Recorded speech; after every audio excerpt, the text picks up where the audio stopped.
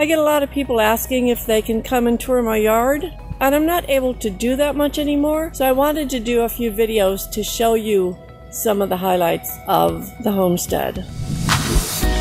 My core philosophy really is, what would the forest do?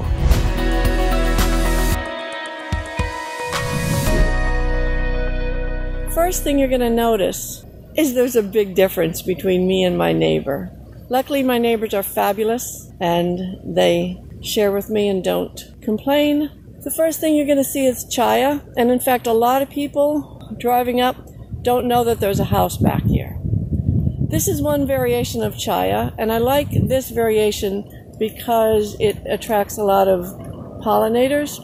It's really pretty, super edible, and this is one of the ones that we could definitely use more simple recipes for, because we're going to start getting more foods like Chaya and kutuk into the food banks. So we want to give them some recipes.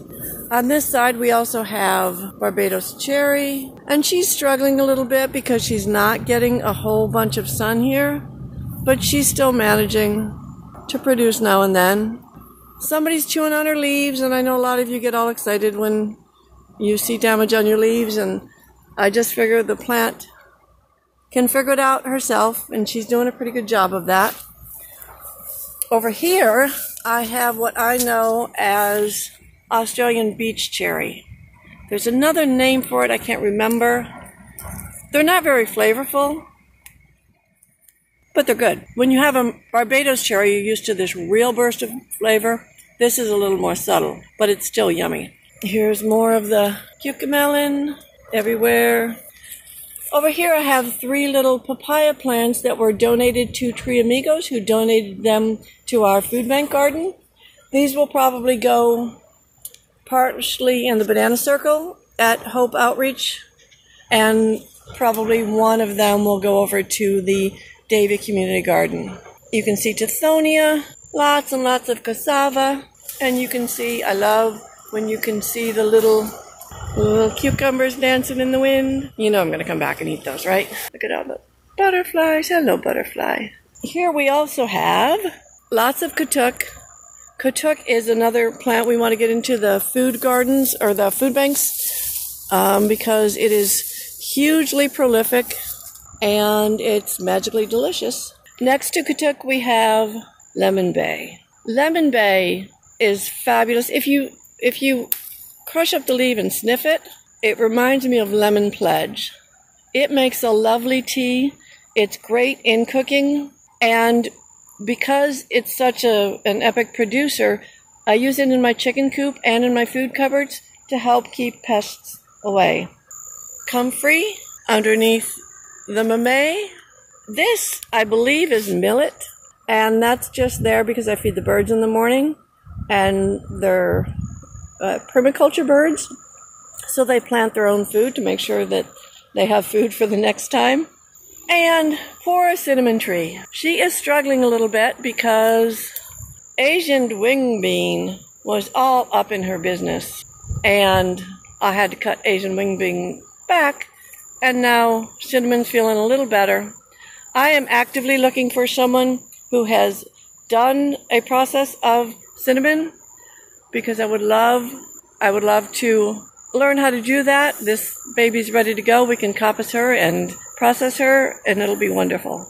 A little bit of allspice, which I also use in the same way as the lemon bay. It's a great insect deterrent, and so I use it in the coop and in the cupboards. And I'm going to end this little video with one of my favorites, Sida Akuda.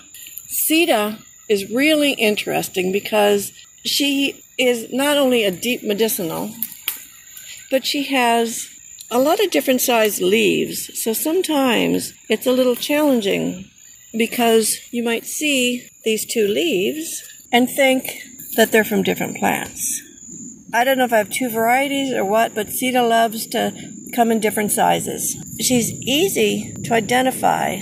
She has very distinctive ridges on the back of her leaves, very distinctive veins. And sometimes people look at a Spanish needle leaf and get a little confused, but if you look at them closely, you can see there's differences in the veining especially. But they're both fabulous medicinals. If you want to learn more about Sida, there's a book by Stephen Buhner called Herbal Antibiotics.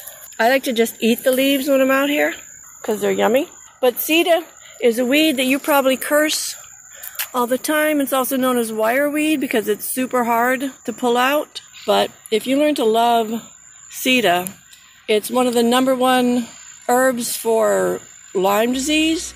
It is anti-malarial, which leads me to believe it probably has efficacy against some of the other mosquito-borne diseases. And it's just a magical plant with all kinds of properties. So this is just the very first corner of the yard. There's lots more to see, and I'll see you next time.